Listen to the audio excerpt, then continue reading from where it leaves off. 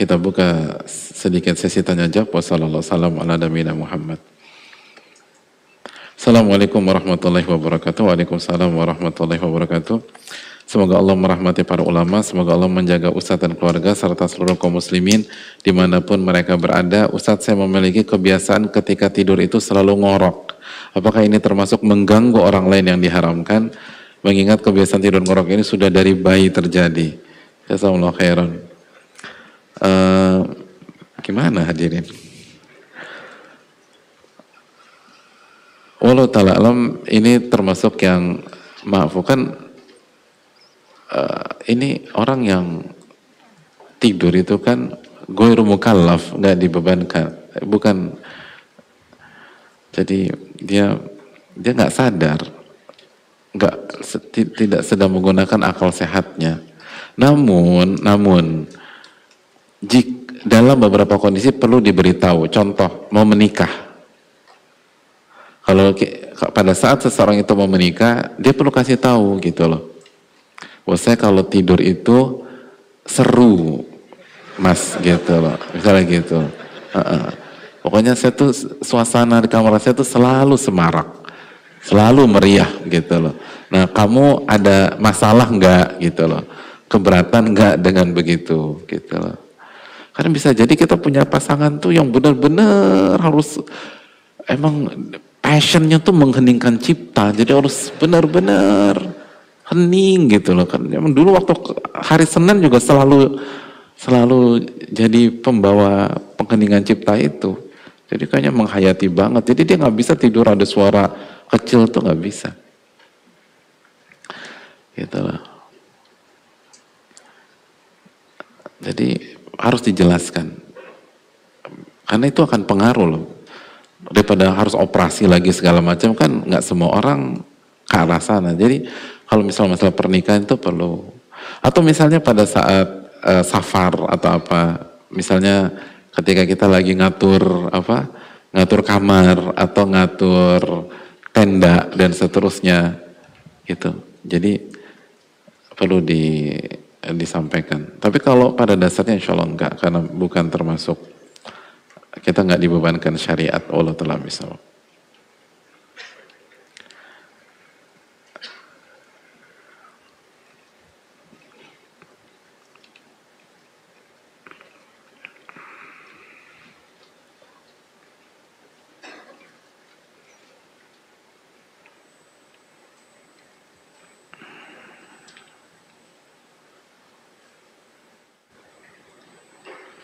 Assalamualaikum warahmatullahi wabarakatuh. Waalaikumsalam warahmatullahi wabarakatuh. Semoga Allah merahmati para ulama, ustaz, seluruh kaum muslimin. Semoga Allah memudahkan kita untuk mengamalkan. Mana nih? Duh, hilang. Mana ya? Oke, semoga Allah memudahkan kita untuk mengamalkan apa yang diajarkan hari ini dan melindungi kita dari gangguan orang lain. Amin ya rabbal alamin. Ustadz, ana dan suami sudah menikah hampir 5 tahun. Qadarullah kami belum dikaruniai keturunan. Beberapa kali komentar orang-orang kerap membuat hati kami berdua sedih. Padahal kami tidak selamanya baik-baik saja mendengar ucapan mereka. Beberapa kali ana sampai menangis karena komentar kurang baik dari orang lain. Terlebih jika orang itu adalah orang yang kita kenal atau dekat dengan kita. Mohon nasihatnya Ustadz dan mohon doanya para jamaah semua agar Allah mudahkan kami memiliki keturunan. Hadirin Allah muliakan, saya nggak mau memenuhi permintaan penanya, tapi saya ingin mendoakan semoga Allah memberikan keturunan yang soleh dan soleha. Jangan hanya minta keturunan, hadirin. Betapa banyak orang tersiksa seumur hidupnya gara-gara keturunannya. Ini yang jadi masalah. Ini yang jadi masalah. Sebatas keturunan itu ujian. Innama amwalukum wa auladukum fitnah. Allah berfirman dalam Taghabun, sesungguhnya harta kalian dan keturunan kalian, anak kalian uji, fitnah. Minta keturunan yang soleh, jangan penting keturunan. Apa yang dinikmati orang tua ketika punya anak namanya Fir'aun hadirin, atau Abu Jahal, Abu Lahab, ada. Jadi hadirin Allah muliakan, jangan berpikir sebatas keturunan, minta keturunan yang soleh. Kita tahu setiap Jumat antum baca surat Al-Kahfi, lihat bagaimana kisah Nabi Musa dan Nabi Khadir. Jamaah yang Allah muliakan, jangan berpikir seperti orang yang belum belajar. Kita nggak pernah tahu. Yang poin paling penting dalam masalah ini tentang masalah hati kita pautkan kemana, itu poinnya. Ketika hati kita pautkan ke Allah, dan kita yakin Allah yang maha tahu, yang terbaik buat kita, Allah yang maha baik, Allah yang maha pengasih lagi maha penyayang. Dan kita ingat surat Al-Baqarah ayat 216, wa asa an takrahu syai'an wa huwa khairul lakum wa asa an tuhibbu syai'an wa huwa syarrul lakum wallahu ya'lam wa antum la ta'lamun. Bisa jadi yang kalian tidak sukai itu yang terbaik buat kalian, dan bisa jadi yang kalian sukai itu buruk buat kalian. Allah yang maha tahu, kalian gak tahu apa-apa. Siapa yang bisa memastikan kalau kita punya keturunan itu yang terbaik buat kita? Siapa yang bisa pastikan anaknya soleh dan soleha? Gak ada. Oleh karena yang paling tahu itu Allah tabaraka wa ta'ala. Ini masalah ini bukan masalah ucapan manusia, ini masalah kekurangan iman kita terhadap takdir Allah, kekurangan yakinnya kita bahwa Allah yang paling tahu yang terbaik buat kita. Dan ini bukan masalah ucapan manusia, tapi terpautnya hati kita ke ucapan manusia. Gak bisa, gak akan bahagia. Jangan pautkan hati kita ke ucapan orang. Pautkan hati kita ke apa yang membuat Allah ridho dan apa yang membuat Allah nggak ridho. Itu fokus ke sana. Aisyah radhiyallahu nggak punya anak, hadirin. Aisyah. Tanya semua wanita yang berkeluarga, berumah tangga, secara umum mereka ingin punya anak, apalagi kalau suami mereka tuh baik, suami mereka soleh.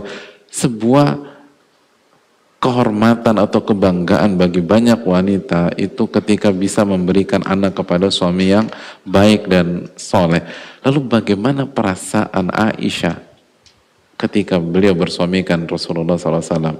Tapi Allah takdirkan gak punya anak, dan gak pernah tuh ada curhatan Aisyah tentang masalah ini. Gak pernah ada, setahu saya tentu saja, kalau ada yang punya riwayat tolong dikasih tahu. Tapi saya belum pernah ngeliat ada hal demikian sampai terpukul, sedih segala macam, gak ada. Karena yang paling tahu itu Allah tabaraka wa ta'ala, bukan kita. Kalau kita benar-benar meresapi bahwa kita ini hamba, kita nggak ngerti, yang ngerti itu Allah. Dan Allah sudah kasih yang terbaik, udah bismillah jalankan, gak ada masalah. Gak ada masalah. Ini bukan masalah ucapan orang, ini masalah hati. Kemana hati kita labuhkan? Ke apa yang Allah ridhoi atau ke opini dan framing yang dibuat oleh pihak lain, gitu aja. Jangan hidup terbelenggu dan terpenjara dan tersandera ucapan-ucapan orang. Gak akan bahagia kita kalau hidup kita tersandera ucapan orang. Makanya ikhlas itu kebutuhan, bukan hanya kewajiban. Kalau ingin bahagia, ikhlas jalannya. Dan dengan ikhlas, kita tidak tersandera ucapan-ucapan orang. Tapi juga tidak apatis. Kalau orang kasih kritik yang membangun, kita terima. Tapi kebahagiaan kita, nangis atau bahagianya kita, itu bukan karena ucapan orang. Kalau orang muji kita, kita bahagia. Kalau orang nyinyir sama kita, kita nangis. Itu bukan seorang muslim, bukan seorang mukmin yang baik, bukan seorang penuntut ilmu. Seorang penuntut ilmu itu, seorang mukmin itu seperti surat Al-Maidah ayat 54 kan? Mohon dicek, khawatir salah. Apa kata Allah? Wala yakhafuna laumata laim. Mereka enggak peduli dengan celaan para pencela. Wala yakhafuna laumata laim. Mereka enggak khawatir dengan celaan para pencela. Wala yakhafun laumata laim. Makanya Al-Imam Ibnu Qayyim menjelaskan bahwa penuntut ilmu, benar kan? Al-Maidah 54. Iya, Al-Maidah 54. Wala yakhafuna laumata laim. Oleh karena Ibnu Qayyim rahimahullah dalam kitab beliau menjelaskan bahwa penuntut ilmu, orang-orang besar, orang-orang mencari kemuliaan, itu celaan orang, nyinyiran orang tidak akan menghambat dia dari mengejar tujuannya. Gak ada. Karena dia tahu tugas dia mencari ridho Allah, bukan ridho yang lain. Bukan cari itu, tapi cari ridho Allah tabaraka. Kalau Allah ridho, alhamdulillah. Maka enggak. Dan tetap baik sama yang lain. Tetap baik. Itu hal yang perlu kita camkan. Sekali lagi, banyak pasangan-pasangan hebat tuh nggak punya anak, hadirin. Contohnya Nabi SAW dengan Aisyah. Dan Nabi SAW dengan seluruh istri beliau kecuali Khadijah. Oleh karena itu yang kita perlu tanamkan bersama-sama. Semoga Allah kasih taufik kepada kita.